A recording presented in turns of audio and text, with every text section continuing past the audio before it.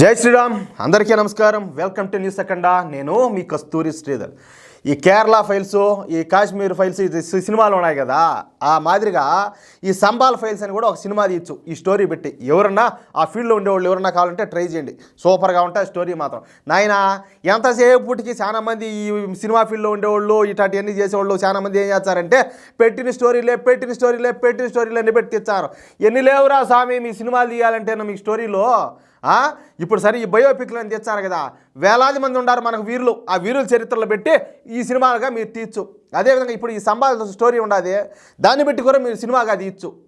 ఎంత అద్భుతమైన నిజ చరిత్ర అది, ఒకసారి మీరు ఆలోచించండి. సరే, ఈ సంబాల్ గురించి మీకు అందరికి కూడా తెలిసే ఉంటుంది. సంబాల్ జామా మసీదుకు సంబంధించినటువంటి విషయాలు మీకు అందరికీ తెలుసు.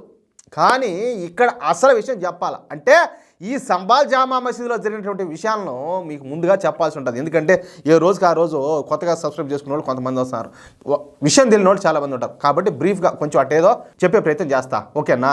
ఈ సంబాల్ జామా మసీదు ఉన్న ప్రాంతంలో నిజానికి అక్కడ మన హరిహర మహల్ అనేది ఉండింది అప్పుడు. అయితే 1520వ సంవత్సరంలో మన దేశ దురాక్రమణ దాడేటువంటి ఒక వాడిని ఏం ఎట్ట పోల్చాలో నాకు తెలియదు, కానీ చెప్పాలంటే వాడు పిచ్చోడో సైకోగాడో ఇంక జాంబినో వాడికి ఏ పేరుగా అంటే ఆ పేరు పెట్టచ్చు, బాబరు. ఈ బాబరు సంబాల్లోని హరిహర మహల్లో ధ్వంసం చేసి దాని పునాదుల మీదనే, దాని గోళ్ల మీదనే ఈ సంబాల్ జామా మసీదును కట్టాడు, ఓకేనా? ఈ విషయం పైన మొన్న ఈ మధ్య ఈ సంబాల్ కోర్టులో కేసు వేసినాడు. దీంతో ఈ కేసును స్వీకరించినటువంటి కోర్టు ఇక ఈ సంబాల్ జామా మసీదులో ఆర్కియాలజీ సర్వే చేయించాలని చెప్పేసి ఆదేశించింది. ఇక ఈ ఆర్కియాలజీ డిపార్ట్మెంట్ వాళ్ళు, ఈ పోలీసు వాళ్ళు ఈ జామా మసీదులోకి వెళ్ళే సమయంలో వేలాది సంఖ్యలో ఈ రాడికల్స్ అంతా కూడా గుమ్గుడి ఈ పోలీసుల మీద, ఈ ఆర్కియాలజీ డిపార్ట్మెంట్ వాళ్ళ మీద పెద్ద ఎత్తున రాళ్ల దాడులు చేయడం, ఓఎంఐ వీళ్ళు చేసిన కథలు మామూలు కాదు. ఆ సంబాల్ పార్లమెంట్ పరిధిలో ఉన్నటువంటి ఆ ఎంపీ ఎమ్మెల్యే కావాలని చెప్పేసి వీళ్ళందరినీ రెచ్చగొట్టినారు. ఏది మసీదుకి వచ్చి శుక్రవారం రోజు వీళ్ళు ఇష్ట ప్రకారం వీళ్ళు రెచ్చగొట్టినారు. ఆ అమాయకులందరినీ రెచ్చగొట్టి ఈ పోలీసు వాళ్ళ మీదకి, ఈ ఆర్కియాలజీ డిపార్ట్మెంట్ వాళ్ళ మీదకి పంపించారు. తెలుసు కదా, మన న్యూస్ అఖండాలోనే దీనికి సంబంధించి ఒక 4-5 న్యూస్ చేశాను, ఇంకా ఎక్కువ కూడా చేసి ఉంటా. సరే, ఇప్పుడు ఈ అల్లర్లో పాల్గొన్నటువంటి ఈ జాంబీగాళ్ళందరి కోసం పెద్ద సంఖ్యలో పోలీసులు అయితే ఈ సెర్చ్ ఆపరేషన్ అయితే మొదలుపెట్టారు. ఈ సెర్చ్ ఆపరేషన్లలో సంబాల్లోని ఈ జామా మసీదుకు దగ్గరలో ఒక పురాతన శివాలయం అయితే బయటపడింది. ఈ ఆలయాన్ని 1978లో అప్పటి కాంగ్రెస్ పార్టీ మూసేసిందంట. ఒరే, గుండె అయితే అంత ఈజీగా మూసేస్తారా మీరు? మసీదులు ఎందుకు మూయరు, చర్చిలు ఎందుకు మూయరు మీరు అంటాలే? అంటే గుళ్ళు మాత్రమే కనపడతాయా మీకు? అలాగా కొన్ని మాటలు మాట్లాడలేక ఆగిపోతున్నా కానీ మీ గుళ్ళు మాత్రమే కనపడతాయా మీకు మూసేసేదానికి? ఏం మదం రా స్వామి నాయన. అందుకనే ఆయన నాడు పిల్లగాంధీ, ఆయనకి పెళ్లి కూడా లేకుండా పోయింది, ఇంకా వారసత్వం లేకుండా వంశమే ఇంకా అయిపోతుంది, ఇంకా అడిగి ఎత్తిపోయి. చేసిన పాపాలు ఊరికేనే పోతాయా? ఎందుకురా స్వామి పాపాలన్నీ మూట కట్టుకుంటారు? ఒక గుండె మూసేసి ఎంత పాపం తెలిసినా అవి ఖచ్చితంగా అనుభవించాల్సిందే, అది ఎవరైనా కానీ ఆ పాపం చేసిన వాళ్ళు. సరే, నిజానికి ఈ సంబాల్ శివాలయం బయటపడిన ప్రాంతంలో ఒకప్పుడు హిందువులే ఎక్కువగా నివసిస్తూ ఉన్నారు. అయితే అప్పట్లోనే ఒక వర్గం వాళ్ళు, ఎవరు ఆ వర్గం వాళ్ళు తెలియదు మీకు? ఆ వర్గం వాళ్ళు ఈ ల్యాండ్ జిహాదీకి బాల్పడి ఆ ప్రాంతం మొత్తాన్ని కూడా స్వాధీనం చేసుకున్నారు. అయితే అందుకు కారణము 1978లో ఇక్కడ హిందూ వ్యతిరేక జరిగినట్టు ఇప్పుడు యోగి ఆదిత్యనాథ్ ప్రభుత్వం గుర్తించిందియా. అంటే మన శివాలయం ఉన్న ప్రాంతంలో ఈ జాంబీగాళ్ళు పెద్ద ఎత్తున ఈ హిందూ వ్యతిరేక అల్లర్లు జరిపి ఏదో ఆ రోజుల్లోనే ఈ ల్యాండ్ జిహాదీకి పాల్పడి హిందువులను ఆ ప్రాంతం నుంచి తరివేసినారంట. ఇక అప్పుడు అధికారంలో ఉన్నటువంటి కాంగ్రెస్ పార్టీ కూడా ఈ రాడికల్స్కే వంతపాడడంతో, ఎందుకంటే వీళ్ళంతా వాళ్ళంతా ఒకటే కదా, ఈ కాంగ్రెస్ పార్టీ కానులంతా కూడా వాళ్ళకే వంతపడినారు. ఇక ఆ ప్రాంతం అంతా కూడా ఈ రాడికల్స్ వశమైపోయింది. అయితే మొన్న పోలీసులు జరుపుతున్నటువంటి సెర్చ్ ఆపరేషన్లో మన శివాలయం బయటపడడంతో ఇప్పుడు ఈ విషయాలన్నీ కూడా వెలుగులోకి వస్తాయి. దీంతో నేరుగా ఉత్తరప్రదేశ్ ముఖ్యమంత్రి యోగి ఆదిత్యనాథ్ గారు రంగంలో దిగిపోయాడు.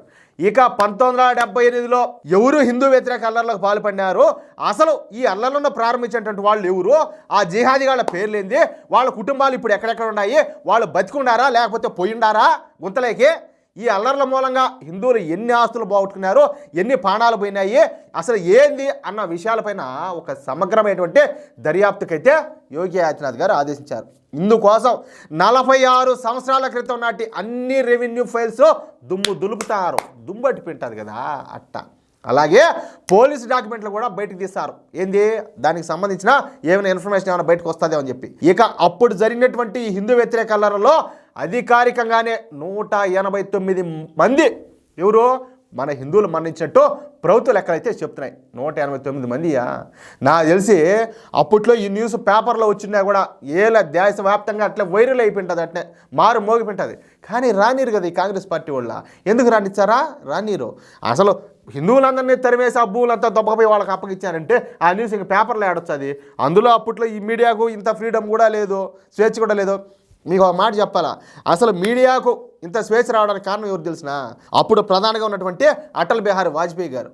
మళ్ళా మీడియా గొంతు నొక్కుతుంది భారతీయ జనతా పార్టీ అని చెప్పి ఈ డెకాయిట్లంతా మాట్లాడతారు. సిగ్గుండాలి ఒకరు అన్న. మీడియా ఈరోజు స్వతంత్రంగా స్వేచ్ఛగా పనిచేస్తుందంటే అందుకు కారణం కూడా బీజేపీనే తెలిసినా. అంతకుముందంతా ఎమర్జెన్సీ టైంలో కావచ్చు, ఇది ఇలాంటి సందర్భాల్లో కావచ్చు, మీడియా గొంతు నొక్కి కనీసం ఏ పేపర్లో కానీ రేడియోలో కానీ రాకుండా చేస్తానది కాంగ్రెస్ పార్టీ. కాబట్టే ఇలాంటి దారుణాలన్నీ కూడా చాలామందికి తెలియదు జనాలకు. కానీ ఇప్పుడు ఆ పరిస్థితి కాదు కదా. సరే, ఇక అనధికారికంగా కనీసం 500 మంది మరణించారనే వాదన కూడా ఉన్నది. 189 కాదే స్వామి, 500 మంది పైన ఉంటుంది అన్నట్టు. దీంతో ఆ విషయాలన్నింటినీ కూడా ఒక వారం 10 రోజుల్లో తన టేబుల్ మీద ఉండాలని చెప్పేసి యోగి ఆదిత్యనాథ్ గారు ఆదేశాలు అయితే జారీ చేశారు. యోగి ఆర్డర్ ఇచ్చారంటే ఇంకెట్టుంటుందా? మామూలుగా ఉంటుంది అట్టే, కొత్త ఉడికిపోతుంది అట్టే జనాలకి, అట్టుంటుంది. సరే, ఇక ఆ విషయాలన్నీ కూడా వెలుగులోకి వచ్చిన తర్వాత ఆ జిహాదీగాళ్లకు మోత మోగనున్నది. అది ఒకవేళ అప్పుడు హిందువుల చావుకు కారణమైన వాళ్ళు కనుక ఇప్పటికైనా బతికే కనుక ఉంటే వాళ్ళు మేము ఎందుకు బతికున్నావురా స్వామి ఇంగానని వాళ్ళకి అనిపించేటట్టు ట్రీట్మెంట్ అయితే ఉంటుంది, మామూలుగా అయితే ఉండదు. అంతేకాకుండా ఎవరైతే అక్కడ ఉన్నటువంటి హిందువుల స్థలాలను పోగొట్టుకున్నారో వాళ్ళకి సంబంధించినటువంటి ఏమైనా డీటెయిల్స్ దొరికితే మొత్తంగా ప్రభుత్వం స్వాధీనం చేసుకునే ఆ స్థలాన్ని అంతటి కూడా తిరిగి ఆ స్థలాన్ని హిందువులకే అప్పగించడం అనమాట. మొత్తానికి సంబాల్ జామా మసీదు ఈ విషయంలో మొత్తం ఒక్కొక్కటిగా అన్ని నిజాలన్నీ కూడా బయటకు వస్తూ ఉన్నాయి. అది మ్యాటర్. అదే నేను చెప్పింది. దీని మీద తీయాలంటే తీగలైతే ఒక సినిమా కూడా తీర్చాం మనం. అది ఆ స్థాయిలో ఉన్నాయి ఇప్పుడు మన పరిస్థితులు. ఒక్కొక్కటల్లా బయటకు వచ్చామంటే కడుపు మండిపోతుంది. ఓరే స్వామి ఇన్ని దారుణాలు జరిగినాయా మనకు తెలియకుండా నేను మన చుట్టూరా అనేసి. ఎట్టున్నా న్యూసా? మీకు ఏమైనా ఫీలింగ్స్ వచ్చినాయా రాలేదా? లేకపోతే ఇనేసి గమ్మున ఉంటారా? అంటే మరి ఎందుకంటే జనాల మార్పు రావాలా. చాలామంది హిందువులు ఏంటంటే నేను హిందువుని అని చెప్పి మర్చిపోయి నేను సెక్యులర్ను, నేను ఇండియన్ను అని చెప్పి బతుకుతున్నారు. మనం సరే నువ్వు ఈ దేశంలో పుట్టి పెరిగినావు కాబట్టి, ఈ దేశంలో నువ్వు పరువులు కాబట్టి నువ్వు ఇండియన్వే, నువ్వు భారతీయుడివే, ఎవరు కాదనలా. కానీ మూలాలు మర్చిపోకూడదు కదా మనం హిందువులు అని. మన ఒంటో వీరుల రక్తం ప్రవహిస్తుందని చెప్పి మనం మర్చిపోకూడదు కదా. అది మర్చిపోయేసి నేను సెక్యులర్ని నేను ఇప్పుడు సెక్యులర్ని అంటున్నారు, ఇంకా రాను నేను ఏడ సెక్కాగాడిని అంటారని చెప్పి అదే నాకు డౌటు. ఏమంటారా? నేను చెప్పింది కరెక్టే అనిపిస్తే ఖచ్చితంగా ఈ వీడియోను మీకు ఎంతమందికి వెళితే అంతమందికి షేర్ చేయండి. అలాగే తప్పనిసరిగా మీ యొక్క అమూల్యమైన అభిప్రాయాలను ఖచ్చితంగా కామెంట్ రూపంలో తెలియజేయండి. నేను ఉన్నట్టు ఓపెన్గా మాట్లాడుతున్నా. నా మనసులో ఉండే మాటలు ఏదైనా కూడా స్ట్రైట్ ఫార్వర్డ్.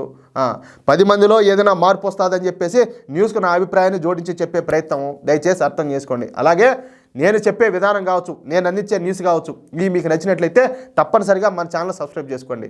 ప్లీజ్ సపోర్ట్ చేయండి. జై శ్రీరామ్.